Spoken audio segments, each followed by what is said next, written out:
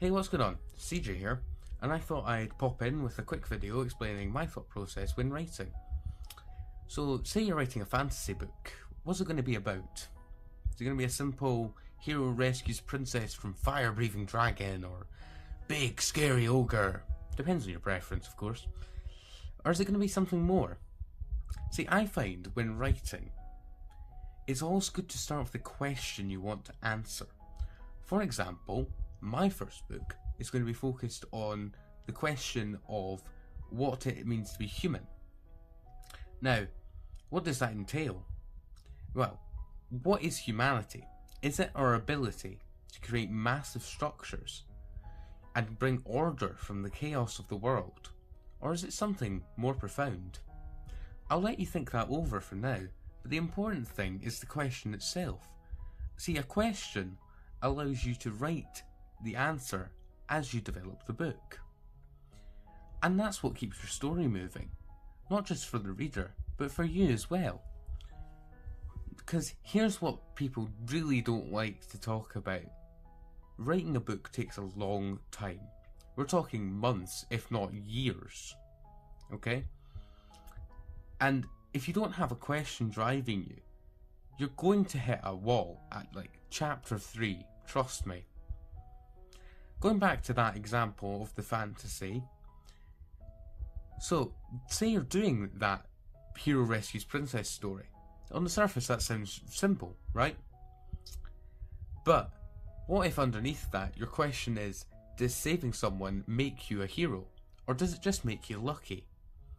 Now suddenly your hero isn't just swinging a sword, he's doubting himself. Maybe he froze up during the battle. Maybe the dragon actually let him win for reasons he doesn't understand yet.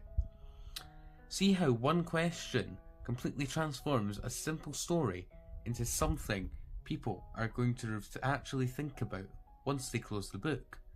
That's the difference between a story people read and a story people remember.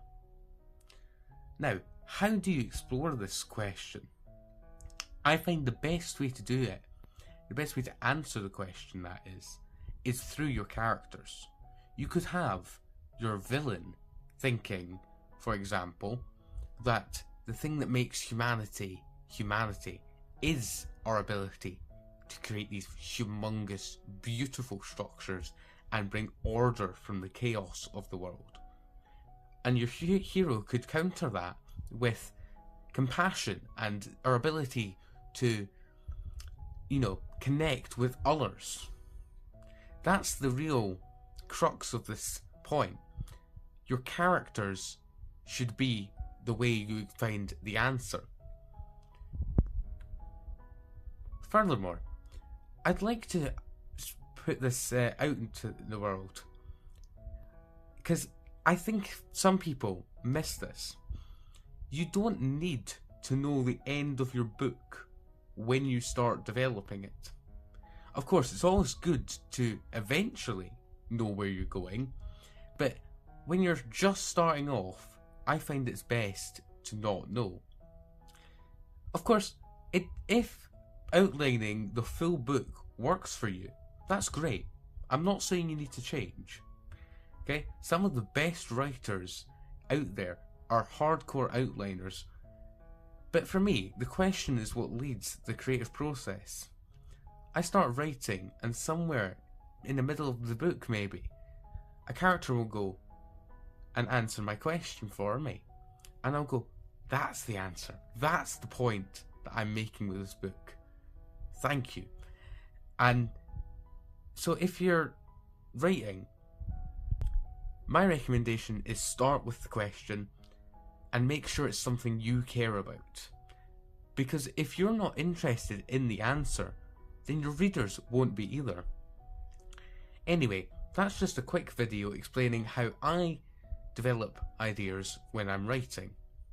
I'll be making more of these kind of videos throughout the course of developing this series. So if you want to follow along, make sure you've subscribed.